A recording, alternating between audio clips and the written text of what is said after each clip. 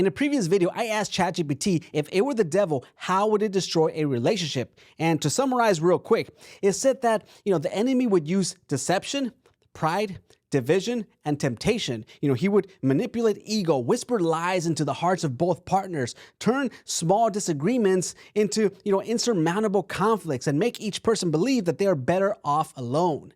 See, the devil, it would weaponize insecurities, distort communication, and inject selfishness where there should be selflessness.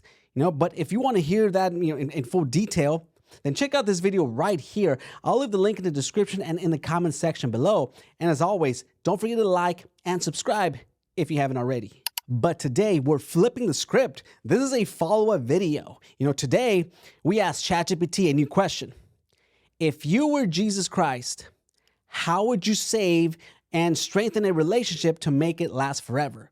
And, this is what it said. Come to me, all you who are weary and burdened, and I will give you rest. My beloved, relationships are not just contracts. They are covenants. And a covenant is not held together by convenience. It is bound by commitment. I would save a relationship not by removing its struggles, but by giving you the strength to overcome them together.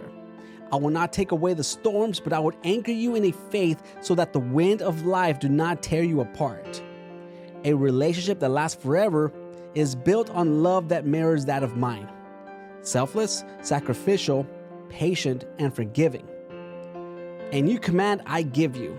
Love one another as I have loved you, so you must love one another.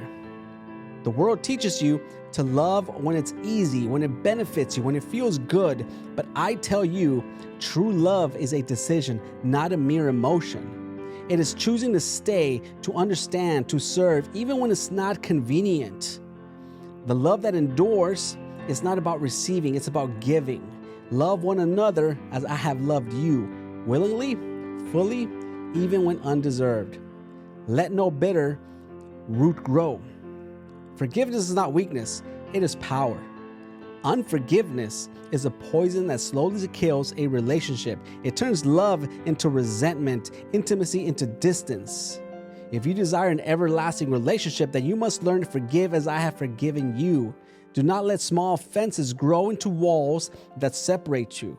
Grace must be your foundation. You are both imperfect, and yet I have called you to love perfectly.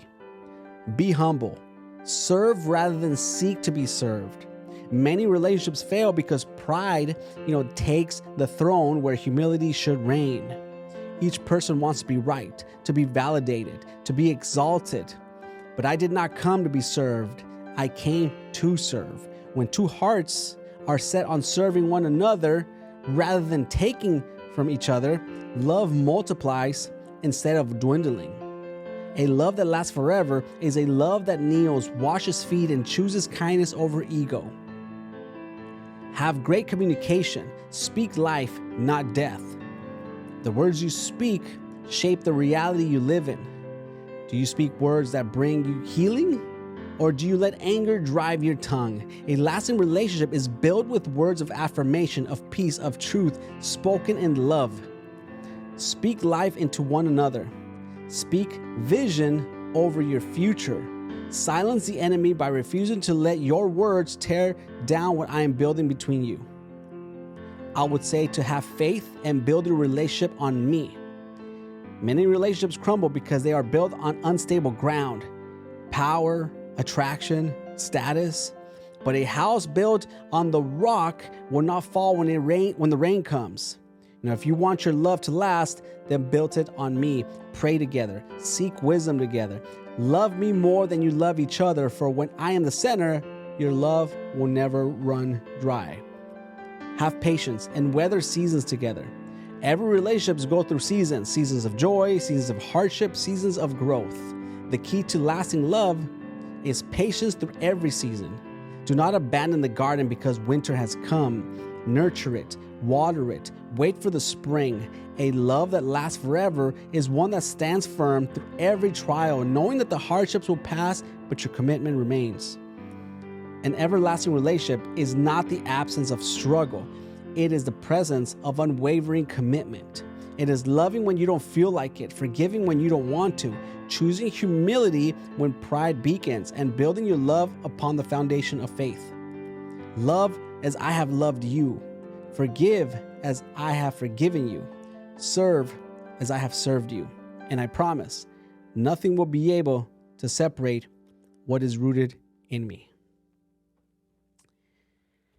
Now, I want to take a moment to share my thoughts on this.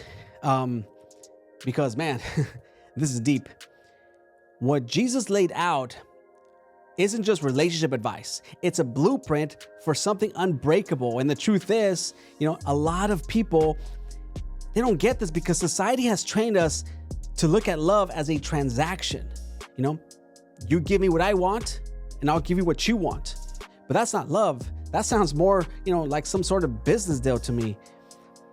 A relationship, at least the kind that lasts, forever, it isn't a contract. It's a covenant. And the difference is a contract says, I'll hold up my end as long as you hold up yours. But a covenant says, even if you fall, even if you struggle, even if you're not perfect, I choose to stand beside you. That's what Jesus does for us, and that's what we need to do for each other. Think about a blacksmith forging a sword, right? That blade, it doesn't become strong because it was left alone in comfort. No, it's thrown in a fire, hammered, shaped, and then cool over and over again. That's what struggle does to love. A relationship that never faces hardship, never develops resilience. It's in the testing, in the moments where you want to walk away but choose to stay, that your love becomes indestructible. Jesus said a house built on the rock will stand. And let me tell you something. Storms are coming. You will be tested. Life will throw everything at you. And if your relationship is built on attraction, money, convenience, or surface level emotions, then it's going to collapse the moment that things get tough.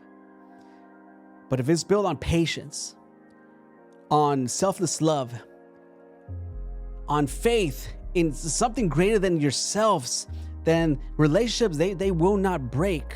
So ladies and gentlemen, be the kind of partner who builds, not who destroys. Speak life, not death. When problems come, don't look for the exit, look for the lesson, because love isn't proven in the good times.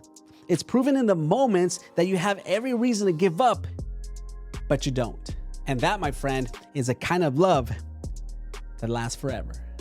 If this message spoke to you, then drop a comment down below. Let's talk about what resonated with you the most. And if you haven't seen the previous video where we broke down how the enemy, aka the devil, destroys relationships, then make sure you check out this video right here. And as always, don't forget to subscribe if you want more content that challenges and strengthens you in relationships and in life. I'll see you in the next video. Probably this one right here.